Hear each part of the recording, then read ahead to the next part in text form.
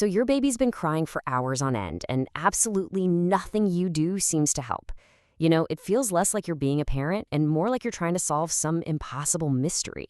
Well, today, let's put on our detective hats. Our mission is to gather all the clues that can help you figure out if you're dealing with standard colic, or maybe, a potential imposter, a cow's milk protein allergy. Oof, does that hit a little too close to home? That feeling, the pure exhaustion, pacing the floors, wondering, what am I doing wrong? It is such a common and honestly such an isolating part of this journey. It is incredibly tough, and that's why the very first clue we're going to talk about is probably the most important one. You are not alone, not even close. This reality that you're living through, it's shared by the parents of up to 1 in 5 babies. This has absolutely nothing to do with how good of a parent you are. It's a very common, even though it's a very, very challenging, developmental phase. So, first things first, let's just let that guilt go. Okay, so every good detective knows you have to start with the usual suspect. And in the world of nonstop baby crying, that usual suspect is standard infantile colic. Let's build a really clear profile of what we're actually looking for here. So this right here, this is the classic medical definition. People call it the rule of threes. But you know what the most important part of this slide is? That last line, in an otherwise healthy infant.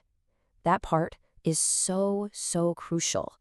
Colic is basically a diagnosis for a baby who is actually thriving. They're gaining weight, they're eating well, they're developing just fine, despite all that crying. So let's do a quick recap of our main suspect. First, it's got a pretty clear definition, that rule of threes. Second, and this is a big one, it's thought to be neurological, related to an immature nervous system, not something you did wrong. And third, and this is the piece of info you're going to want to hang on to for dear life, it has a predictable end date. There is a finish line. And this right here shows you exactly what that finish line looks like. See, standard colic almost always follows this predictable curve. It usually kicks in around 2 or 3 weeks old. It hits its absolute worst peak right around 6 weeks, which is, let's be honest, just the most brutal time for parents. But then it starts to get better, and it usually just goes away on its own by 3 or 4 months. Just knowing this timeline exists can be a total lifeline. But what if your case doesn't really fit that profile? What if your gut instinct, that detective's intuition, is screaming at you that there's something more to the story? Well, then it's time to investigate a different culprit, one that often pretends to be colic, a cow's milk protein allergy or sensitivity. All right, so first things first, let's get our terms straight. A true allergy is like a rapid response immune system alarm. We're talking hives, wheezing, swelling, usually within minutes. This is actually pretty rare.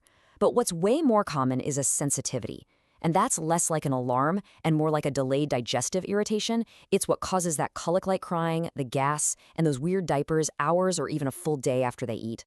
So where do we find the biggest clue that we might be dealing with a sensitivity and not just colic? You guessed it, in the diaper.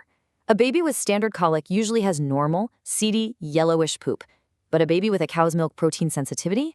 That protein can irritate their gut lining, and that can lead to green, slimy, mucousy stools, or even little streaks of blood. This is a huge piece of evidence. All right, detective, it's time for the symptom lineup. We're going to put standard colic and a suspected cow's milk protein allergy, or CMPA, side by side so we can really compare the evidence. Let's break this down.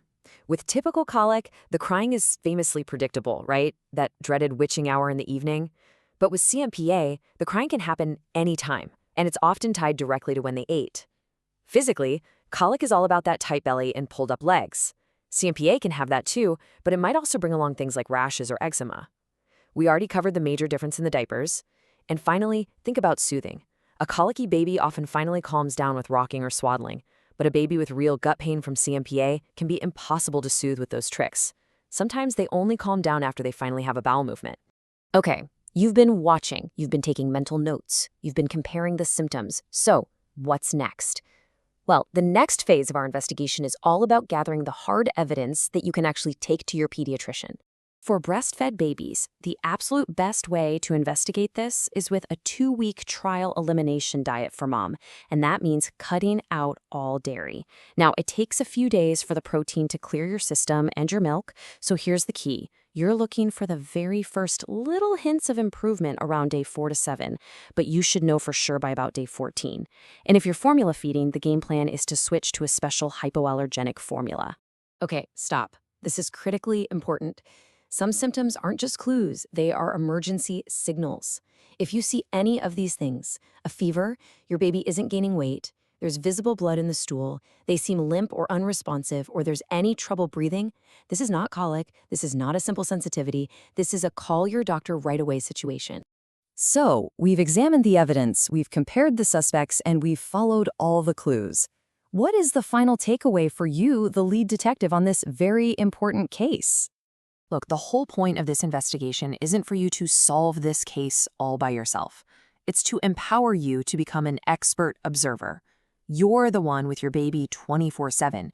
Your detailed notes, when they cry, what the diapers look like, what helps and what doesn't, that is the single most valuable piece of evidence you can bring to your pediatrician. You are their most important partner in figuring this out. So take a step back and just look at all the clues you've gathered. The patterns, the timing, those physical signs. By piecing this whole story together, you move from a place of feeling helpless and frustrated to a place of empowered action. You can crack this case. You've got this.